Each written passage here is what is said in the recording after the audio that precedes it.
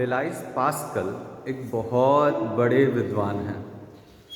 आप उनको इंटरनेट पर देख सकते हैं। वो बहुत बड़े विद्वान हैं। मैं बहुत ज़्यादा उनके बारे में नहीं जानता, लेकिन ब्लेज़ पास्कल को मैं थोड़ा बहुत कभी कभी कुछ उनके लाइंस को मैं पढ़ते रहता हूँ। और आज के इस वीडियो में मैं उनके एक लाइन से शुरू करूँगा। पास्कल के एक दोस्त थे, उन्होंने उनसे कहा, कुछ इंग्लिश में कहा था, मैं बताता हूँ आपको, कि if I had your brain I would be a better person. Then Pascal replied gently, be a better person, you will have my brain। यानी कि उनके मित्र ने कहा कि अगर मेरे पास यदि तुम्हारे जैसा दिमाग होता तो मैं बहुत सफल, बहुत अच्छा इंसान होता, मैं और भी ज़्यादा बढ़िया होता, तुम्हारे जैसा दिमाग होता तो। पास्कल हंसते हुए कहते हैं कि तुम एक अच्छे इंसान बन जाओ, तुम्हारे पास मेरे जैसा दिमाग ज़रूर होगा।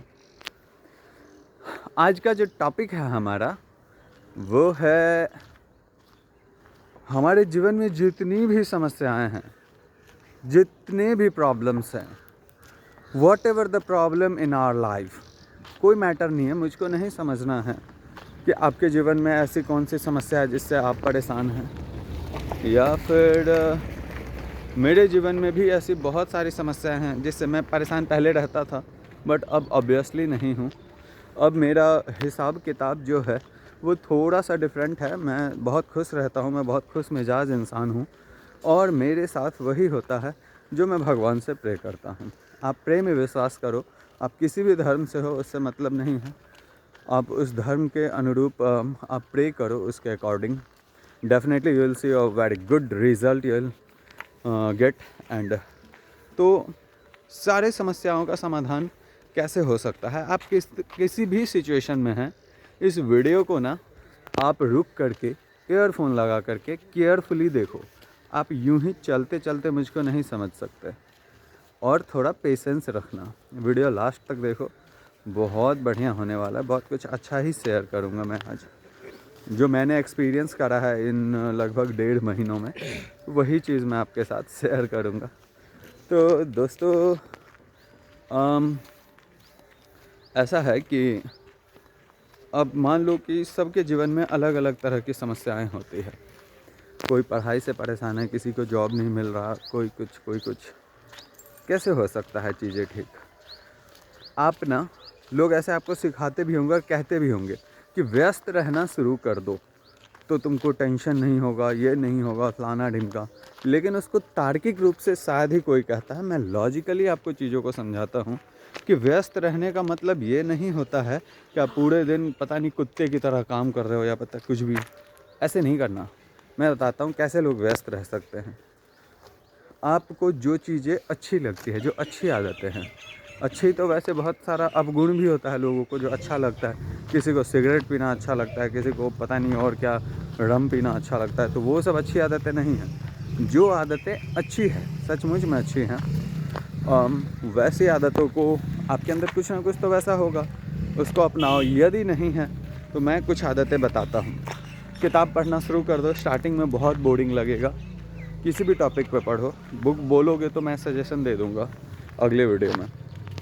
और पढ़ने के बाद फिर उन चीज़ों को समझो, वर्ड मीनिंग्स लिखो, उसको याद करो। इसमें आपकी व्यस्तता बढ़ेगी। आपका घर छत का है, छपड़ा का है, या जैसा भी है, कहीं ना कहीं तो वहाँ पे जगह खाली होगा। आप फ्लावर पॉट ले आओ, फूल पत्ती लगाओ, उसमें आपका दिन बीतेगा। और आप किसी भी धर्म से हैं, रामायण देखना शुरू कर दो, उसमें भी कुछ समय आपका बीत जाएगा 24 घंटे में से।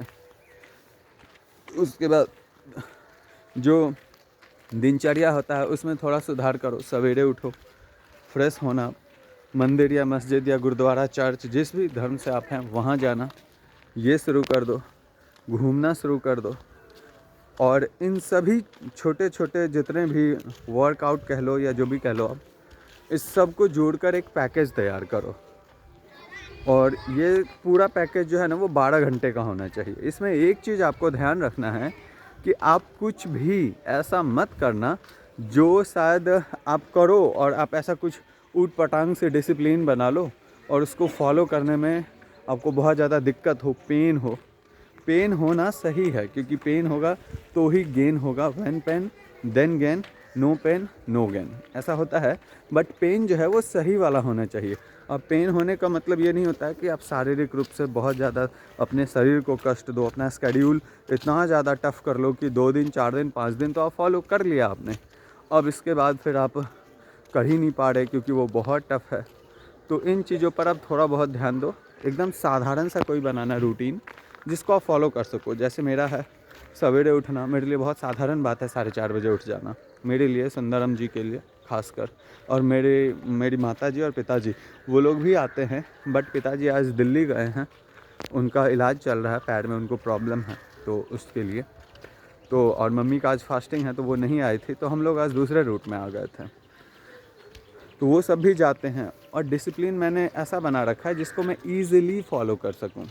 जैसे मैं घूमने जाता हूँ, मैं रनिंग के लिए, अब ऐसा नहीं है कि मैंने 20 राउंड ही मारना है, 20 राउंड रनिंग करना है ब्रह्म स्थान में या कुछ ऐसा कुछ नहीं है।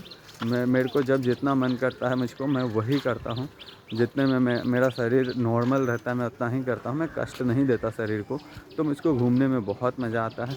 तो आप ये सब चीज़ों पे ध्यान दे सकते हो। फिर मैं रामायण वगैरह देखता हूँ, आप मेरा डे 1 का वीडियो देख लेना, मॉर्निंग रूटीन मैंने वहाँ पे शेयर करा है, तो वो चीज़ें आपको शायद पसंद आएंगी। बाकी आप अच्छा सा एक पैकेज तैयार करो, 12 घंटे का, व्यस्त रहोगे सही दिशा में, तार्किक रूप पर व्यस्त रहो, तार्किक आधार पर अपने जीवन से संबंधित या आपको जो अच्छा लगता है उससे संबंधित चीज़ों में व्यस्त रहो तो मज़ा आएगा। बाकी आप मुझको बताओ ये वीडियो आपको कैसा लगा। उम्मीद करते हैं कि आपको मज़ा आया होगा। अभी मैं हूँ काली मंदिर के पास और ये कमला जी का बांध है और ये साल है 2025 और आज डेट है 24 नवंबर। और आज मेरे एक स्टूडेंट की शादी है, वो लड़की है, और मेरे फर्स्ट बैच की वो सेकंड लड़की है, सेकंड नहीं थर्ड स्टूडेंट है और सेकंड गर्ल स्टूडेंट है। तो मुझको उम्मीद है ये वीडियो आपको बहुत पसंद आया होगा। Bye bye, take care.